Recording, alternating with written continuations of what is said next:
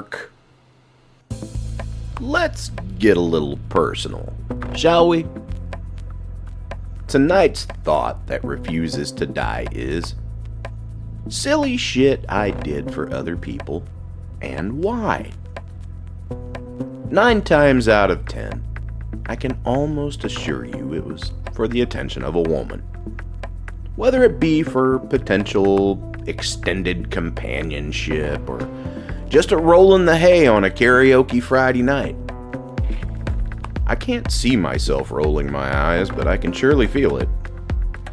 A decade ago, I jumped out of a marriage built on adultery and lies and immediately into a lengthy relationship built on adultery and lies. I'm not sure why I was so surprised when they both screwed around and lied. I should have written that prediction down somewhere, but I would have ignored it regardless. Because sex. The absolute magnitude of torture I've endured for physical pleasure since age 15 is nonsensical. Or maybe I was just perfecting my craft. It's the only damn thing I was ever consistently good at, and that doesn't win you any medals outside of Van Nuys. Do they still film porn there? Is that a dated reference since every spot on Earth is potentially a porn studio now? Thank you, smartphones. Much appreciated. I won't buck the ex-wives club tonight. Goddess knows I loved them all at one time or another and made all kinds of magic in the process. But the one-night stands and flings between marriages were tiring, nightmare-inducing drama factories. Don't get me wrong, there were a couple here and there that I'd high-five if I passed them in the street.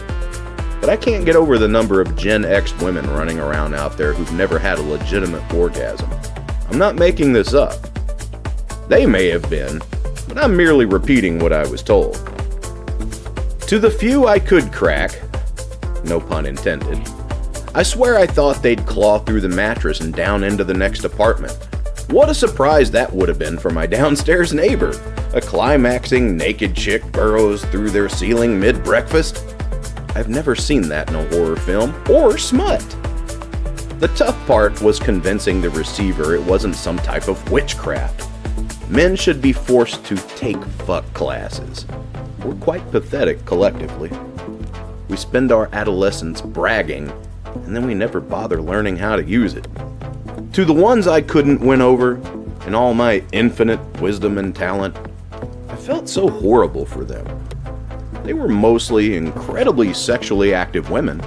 Otherwise, my alcoholic self wouldn't have chased them in the first place. But why? Why sleep with everyone you meet if you're not going to get anything out of it? To the ones who stuck around long enough to tell the tale, it all dealt with trauma from another man. Sometimes it was an abusive boyfriend. Others, an overbearing father or a pervert uncle.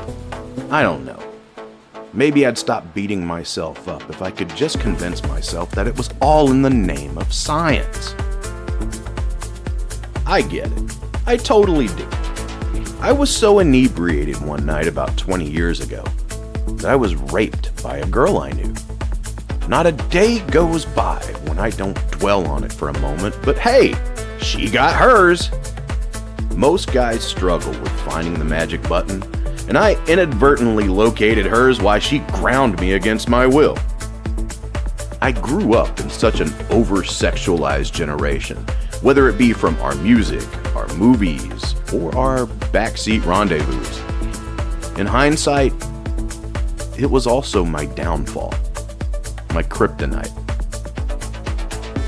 Give me a couple dozen names, and I'll give you a couple dozen different ways to love a woman. In the end, there's only one of those ways that matter. That's the one you somehow land on when you least expect it in the most peculiar of circumstances. I'm not sure if I've ever written on the subject of sexual psychology, and I'm not sure how I feel about it in this very moment. It's a part of me, though. The successes, the failures, the embarrassing little quirks I recall in case I ever require blackmail ammunition. Sex both made and broke me. Every aspect of my life. every reincarnation. Maybe the American divorce rate would drop if the church got out of the bedroom and we could normalize masturbation. How many bad dreams could we all have avoided if we would have just taken that extra minute or two in the shower? Not without Heavenly Father catching a chub. Seriously, fire one off on your own first. If you still feel the same then, by all means, do the dirty. It was meant to be. I still might not even publish this. It sure beats politics, though. I'll sleep on it. By myself.